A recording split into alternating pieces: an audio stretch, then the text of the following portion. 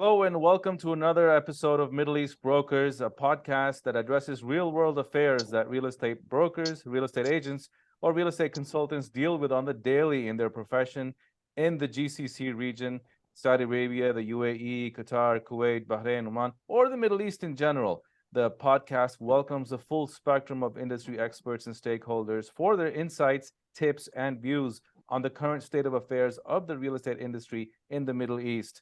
And I am very excited to welcome back our esteemed guests, Abdullah, Abdulqader, and Rakan Ghoth, to join us today and have a conversation about the state of affairs of the Dubai real estate market, and for us to sort of just explore and dive a little bit deeper into some of the evolution of the regulations, the compliance, and general state of affairs of the market in Dubai. Welcome, Abdullah. Welcome, Rakan. Hi, assalamu alaikum. Alaikum Salam, salam. ahlan wa sahlan. Glad to be here. Excellent. Well, I want to welcome you guys back. It was really exciting to have you in our episode last time, and by popular demand, a lot of great comments, a lot of good feedback. So it only made sense for us to have you guys back and talk a little bit about Dubai. Just let's start off, Abdullah, with you. Just generally speaking, how is the market in Dubai? See, for example, let's talk about last month, April. April was the highest April ever in our real estate history. If you compare the sales volume and values from year to year, we are 60% extra from the last year. We are expecting a very high new record in 2023. Even we had a record in 2022. I don't know. Numbers are really amazing. They really are. So, I mean, is it safe to say that the numbers that we're seeing this year are historical records? These figures have never been seen in the Dubai market before. Yes, exactly. Yes. That's interesting. Now, one can look at this in two ways. One can be excited about it, or one can be a little bit anxious or nervous about it, right? Sorry, go ahead. I want to say what can I say? The real index in real estate is rental amounts or rental values. If you compare the rentals in the market in Dubai, it's increased 20% quarterly. That means it's a real demand. The population is growing, the private sector is growing, businesses are really doing good. If you get a property last year for 100,000, it's very difficult to get it even 130 today. So it's a real demand, and these prices, I mean, the prices, it's matching with the rentals,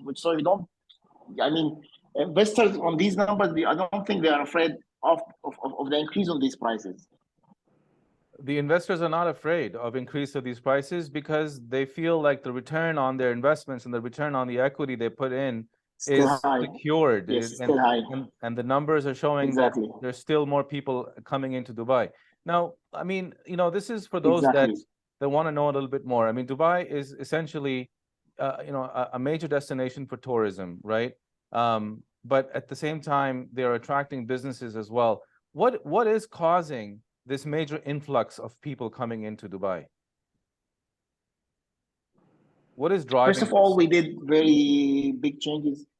See, what is driving is that nowadays people can do their own business much easier than before. You don't need sponsors in some cases. You can open your company easily. Infrastructure is doing good. Expo help us. World Cup help us. Golden Visa help us. So now you can get a Golden Visa easily with applying with a specific conditions, and you can apply it online, and you will get 10 years visa. If you leave Dubai more than 6 months, still your visa is valid. A lot of changes will help that. Plus tourism, we are almost same numbers in 2019, which is before COVID. So even tourism is doing very well. We are almost reaching the numbers of before COVID in 2019. Emirates did the best ever financial year in their history. So aviation is doing good. Dubai airport is doing good. All these factors are helping that. Right. Now, for somebody, because a large portion of our audience listening in are real estate professionals, real estate brokers, and consultants, has has the nature of the game changed with the numbers that we're seeing today? Are expectations on realtors different today than they were a couple of years ago? Yes, I agree. Now, for example, there are big differences in even the attitude and the expectation from realtors now. As I said, maybe in the last podcast, that it's not easy to list properties as before. We have multinational buyers, so they are sticking with their home country agents. So, for example, I'm from Saudi Arabia. I have investor from Saudis, or they are giving me their properties, while I'm having a Russian agents, American agents, UK agents who are bringing their client. Before, no, the client used to come to us directly, agent to client, client to agents.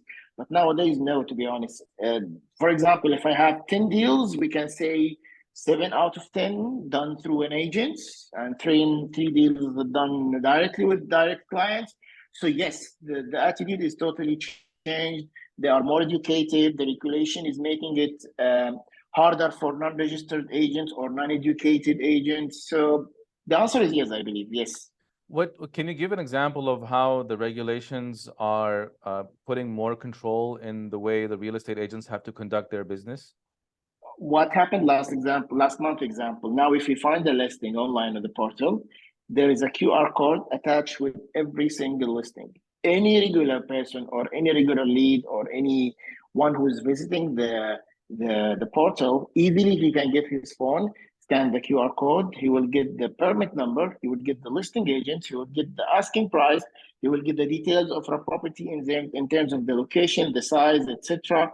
So this made the biggest changes. For example, now if you want to go inside the building, it's happening now. You are going to the security point, guys. I'm viewing or showing particular unit. Easily they will open the listing. Easily they will scan the QR code and they will verify it. Are you an agent who is registered? Number one. And do you really have a listing in this building? Number two. Then they will give you the access. Before, you just mentioned the number. They cannot verify it at all. So if you're not a registered agent, how do you ensure that you get on that list? How you get registered with the builder? Or is there a way for you to still access the property without being registered? As an agent, no, but as a visitor, of course. But in this case, you have to wait the listing agent to show and get the permit to go in. To visit the property, technically you should have a listing there. Okay. Because these property belong to individuals, not the developer anymore. You're talking about the resale market. Exactly, I'm talking about, because it's ready. See, in Dubai, if it's ready, that means it's resale. Got it. And builders, you don't sell ready properties nowadays because of the high demand. They're all sold out.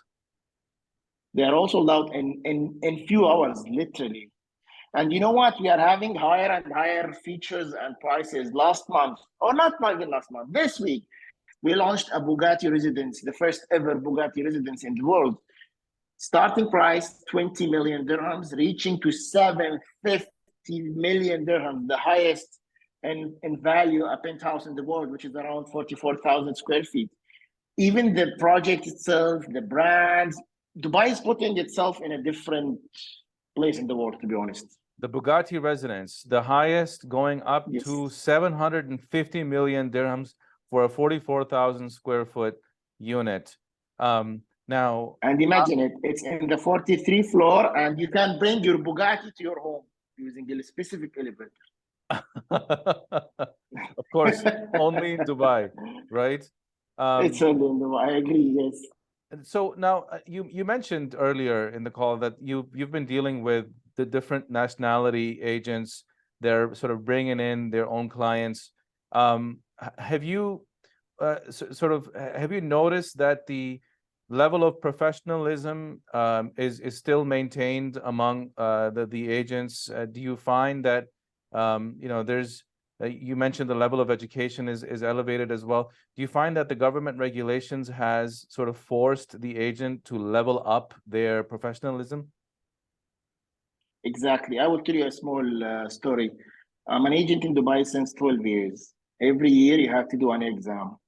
This year I did my exam while watching TV as usual.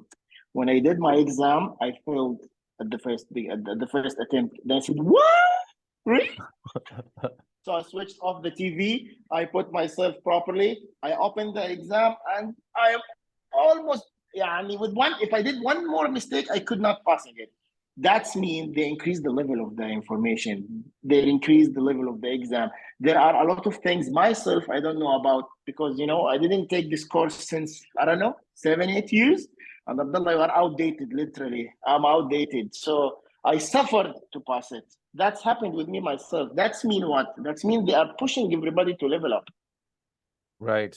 But that's not to say, let me clarify, Yeah. that's not to say that your professionalism has decreased over the years. I mean, you're No, it's on updates, regulations, things you don't know about, new ideas coming, new platform coming. Sometimes we're in our comfort zone. You don't. If I can't pass it, I will not read it. You get my point. But they are yes, pushing us to update ourselves. This is what I want to say. right. So for any new agent Yeah. that's looking to, or any person that's looking to enter the real estate game in Dubai, what kinds of things should they really be aware of that is the latest updates? You mentioned platforms, you mentioned, sort of regulations. Are there any regulations that exist this year that did not exist last year? Any platforms that exist Yeah, this year that did not exist last year? electronic forms. We used to have a paper contract with the owners. Nowadays, no, you have to log into your username and password. You have to know how to use the system. You have to know how to generate the contract. You have to know how to read the details and the title deed. Which number should you use to verify the listing? Which information you should put in the listing? How you can push your seller or buyer to submit their approval for the contract. All these things were not there since only maybe they started this only in March, 3 4 months ago only. Right. Do you find that Yeah. this new way of doing business has changed or impacted the sales volumes in any way, or the number of agents that are qualified to do business? Yes. Nowadays, what can I say? Sellers really selecting proper agent. They are not giving the listing to anybody because they have limits. As I said in the last podcast, that they can choose 3 agents. So they are choosing wisely, and the agents are improving themselves to promote themselves to these sellers. That I'm the one who is qualified. Give me the listing. So it's made it difficult for the beginners, but at the end, when they improve themselves, it is really rewarding because these listings, nobody can touch it. And these agents, they should come to us and deal with us on these. The onus is on the Are we agent to talking really. about, hold on, Rakan, go ahead. sorry, Omran. Abdullah, Yeah. are we talking about the REST app, the REST app, the one that? Yes, we are. Yes, Okay, we are. so you choose the services, and then you choose the brokers, and then it will rank them in according to a pointing system, and they will have like different stars, and then you'll be able to choose from them, right? Yes, Okay. yes. But to be honest, it's what's in reality happening that, for example, they're checking the social media, they are asking their friends, their referrals. I agree, grading is there, but what is in reality, no, it's kind of referral or social media, to be honest. Of course, the agent, the onus is on the agent to make sure that they establish a brand, right? Because this is Yes, a referral business. The real estate exactly. sales is a referral business, and referrals depend on your brand, whether you do your branding on social media or whether you do it face to face with other colleagues in the industry or with your clients. You have to have a brand, and you have to have a brand strategy. I agree. Plus, your experience will talk. When you talk, how you are talking, how you are promoting, how you are offering your services. So it does make a difference. Absolutely. I wanted to ask you, because you mentioned earlier, right, where you have all of the historical information about properties and everything. Has that changed the behavior of the sellers and the buyers, especially the buyers, where now they see historical information on properties? Has that changed their behavior because now they have access to a lot of the same information that you do? to be honest, not only the sellers, even us as an agent. Of course, now we know the history of the property. Before we used to memorize the prices. We should remember how it used to be, how it used to be selling these properties. What was the initial prices? Now we don't need to memorize or remember anything. Everything is there. Even for example, I'm living in a house. I want to know my neighbor how much is the rental value. I should ask him or whatever. Now we don't need to ask anybody. Just log in and take the full information. Right. So, I mean, from a buyer's perspective, right, that I would assume that the pressure on the agent is even more now, because the buyer says, I have access to the same information. So what are you, Mr. Agent or Mrs. Agent, bringing to the table that I cannot get anywhere else? First of all, you cannot list your property as a landlord. It should be through us. That's number one. Plus, the trustee, you cannot log into you cannot submit your document to the trustee unless you are using our system. Plus, viewings, information. You know, clients will not come to you as a landlord directly because they need information first. Right. So, I mean, you know, there's still a lot of sort of power that resides with the agent in terms of the value that they can bring to the table. But really, it's about the quality of service. At the same time, the differentiators between agents is the quality of service, and as well, the knowledge of leveraging these systems to best service the client. Yes, of course. Thank you so much, Abdullah and Rakan, for joining again today. This has been, as always, a high power, high value session, and looking forward to having you back on the show and picking your brain a little bit more. Thanks again.